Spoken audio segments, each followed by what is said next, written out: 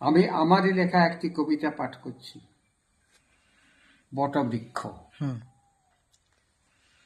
ওই যে বিশাল বটবৃক্ষ কহিছি যেন শিশুটিকে, আমি তোমারই মতো ছোট্ট ছিলাম এই না মাটির বুকে। ধীরে ধীরে বড় হলাম, মেললাম ডালপালা, আমার তলায় বসে মানুষ জুড়ায় দাব দাহ জ্বালা। পাখিরা সব আমার ডালে এসে বাঁধে বাসা, কৃপণতা করি না গো, দিই যে ভালোবাসা।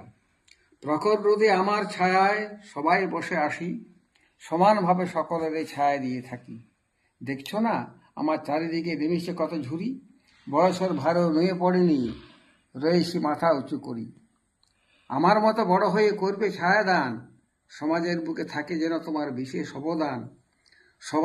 সদাই থেকে সবার মাঝে উচ্চে রেখেছি, মিষ্টি মধুর আচরণে কর্ম হয়ে বীর।